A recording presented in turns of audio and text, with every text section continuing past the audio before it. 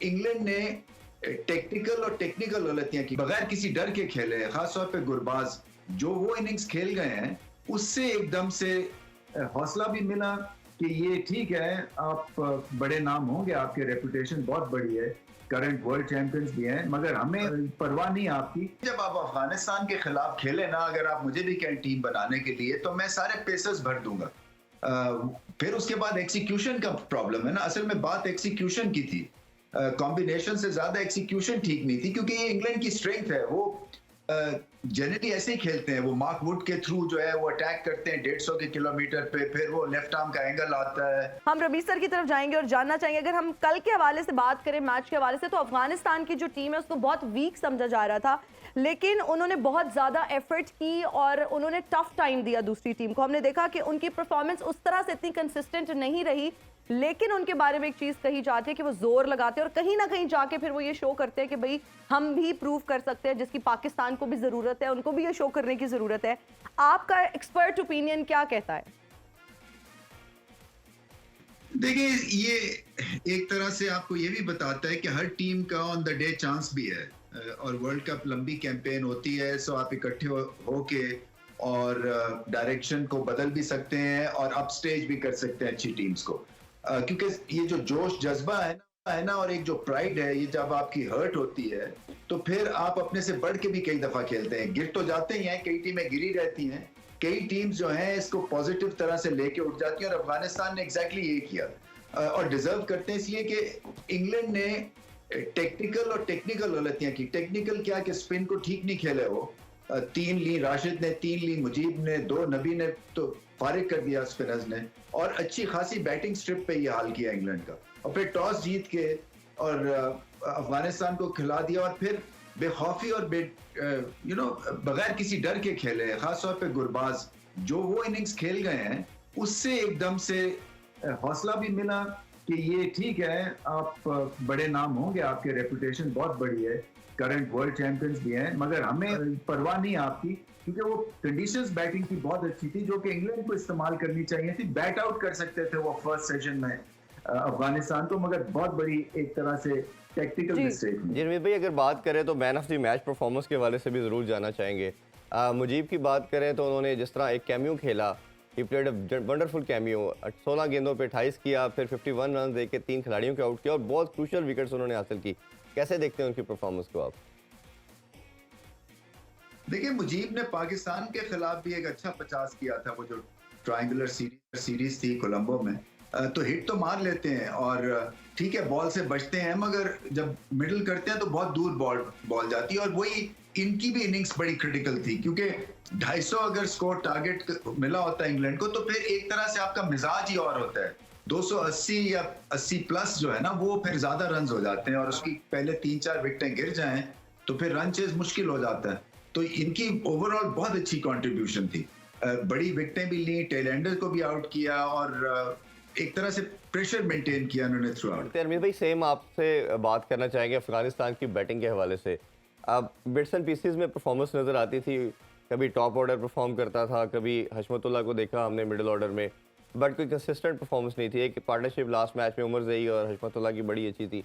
जो प्रॉब्लम नज़र आ रहा था वो 5वें 6ठे नंबर पर आ रहा था कि एकदम कोलैप्स करते थे, और ओबियसली फिर उसके बाद एक के बाद एक विकेट गिरती थी, और वो जिस तरह हमारा कोलैप्स हुआ इसी तरह का सिमिलरली इनका भी हम देखा। कल जो इनिंग्स गुरबाज की, तो जितनी तारीफ़ की जाए, 4 छक्के लगाए और 140 के स्ट्राइक रेट के साथ उन्होंने इनिंग्स खेली, 80 रन बनाए, थोड़ा अनफॉर्चुनेट रहे, रन आउट हो गए, बट जिस तरह इकराम अली खेल ने आके उसका साथ दिया, और जिस तरह मैंने आके भाई से पूछा कि बड़ी ज़बरदस्त किस्म की उन्होंने टेल के साथ खेल के एक अच्छा मोर देन रीजनेबल टोटल लगाया, उनके इनिंग्स को कैसे रेट करते हैं आप?